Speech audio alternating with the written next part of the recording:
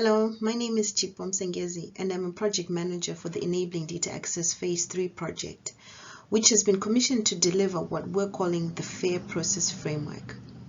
This framework will enable you as AgDev program officers and your grantees to embed FAIR data principles in your investments. So the purpose of this presentation is to make a call to you to register your interest in our second phase rollout of the FAIR Process Framework. We intend to provide you with technical assistance on the implementation of good data management and good data governance practices. Some of you might have already worked with us in previous phases, especially if you are within the digital pharma services portfolio.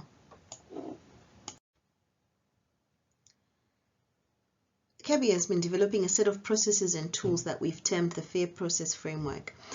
It is a framework we have developed to help you as a program officer and your grantee implement the FAIR data principles. And the goal is for AgDev to embed this within its day-to-day working processes to ensure that data-rich investments effectively harness and use data for data-driven decision-making and innovation in the future. And what we're terming data-rich investments are those investments that generate and collect and process and utilize, substantial amounts of data throughout the investment cycle. So using this framework really will help AgDev avoid, the opportunity cost of inefficient data management across the investments. So far, we've seen research coming from the EU estimating that the annual cost of not having findable, accessible, interoperable and reusable data to be 10.2 billion euros. What is it costing AgDev?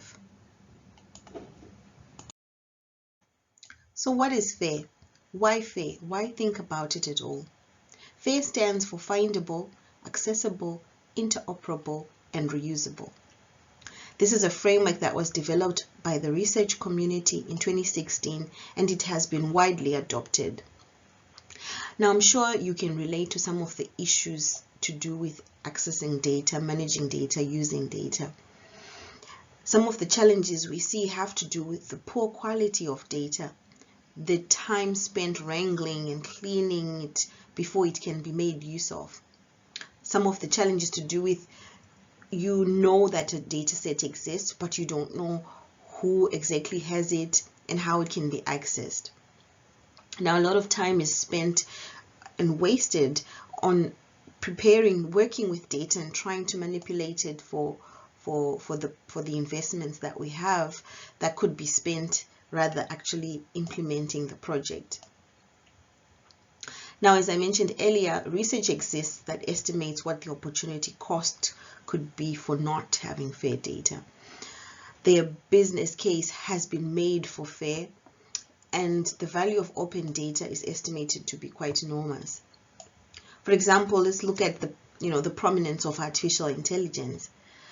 FAIR data processes can make it easier to use existing data as training or validation sets for AI models. FAIR research data has that potential to help streamline AI application development. So the FAIR principles and our guidance on how to plan and ensure that there are future benefits from the reuse of data will really help reduce wasted time and lost resources by reducing the amount of duplication that takes place in data collection.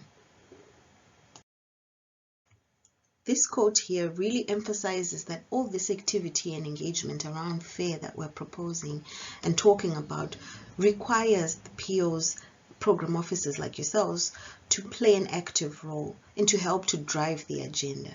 And we've seen this evidence through our work with colleagues in DFS.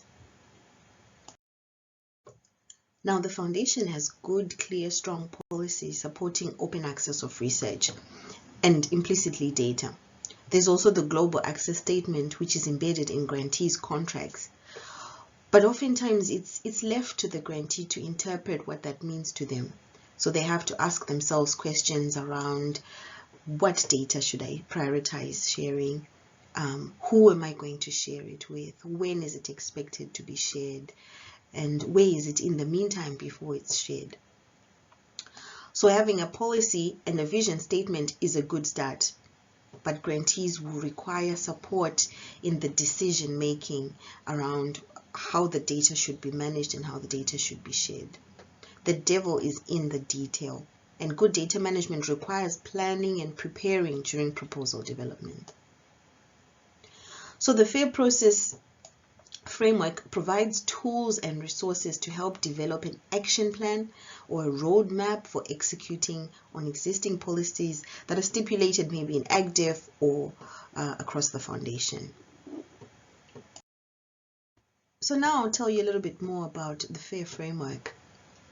Based on what we have learned over years of implementing FAIR within AgDev investments as grantees and sub-grantees, as well as in other projects from other funders, we've put together a series of steps that we believe will help a program officer together with the grantee co-develop a plan for implementing FAIR. What the framework does is it helps the grantee and the program officer come together and understand the needs of the particular investment. What is that specific data intervention that is required that will help ensure that assets will be fair at the end of the investment? It helps them to align and understand the ecosystem within which this investment is being delivered and what could be constraints to data sharing, such as the policy environment or the infrastructure environment.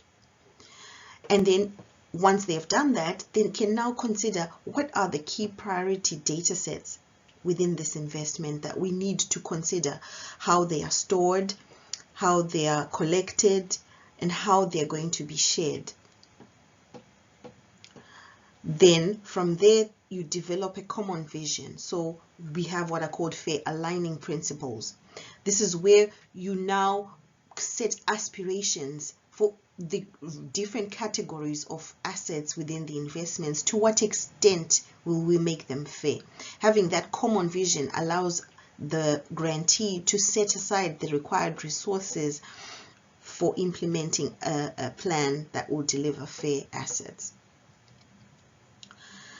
From there, you can develop a step-by-step implementation plan, which is the FAIR implementation strategy, right? So what will be required? What do we need to put in place in order to implement this strategy? And from there, you can then consider the technical elements and look for the specific skill sets that are required for implementing FAIR.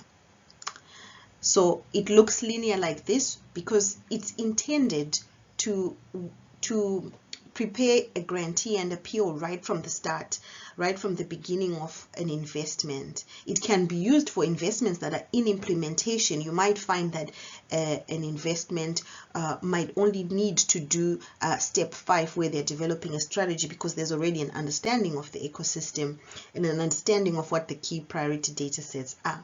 So it's linear because it's meant to be followed in a sequential order if your investment is in development. But at the same time, it allows for iterations, it allows for reflection. As you begin to know more about the context within your working, it can go back and refine any steps before.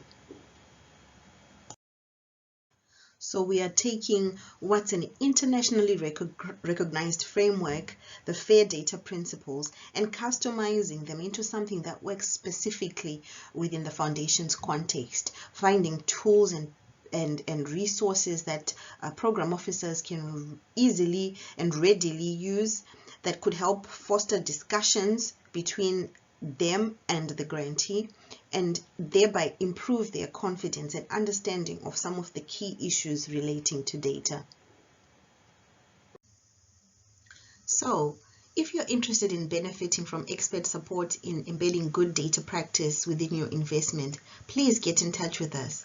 The engagement will be led by my colleague Arun, who will meet with you and discuss your investment and the support we'll provide. To get in touch, just send an email expressing interest to fair@cabi.org. Also, please keep and copy Jessica Cagley, Senior Officer for Strategy and Impact. And in conclusion, these are my colleagues with whom you would be working with. They would be the ones you engage with periodically as they provide you the technical assistance.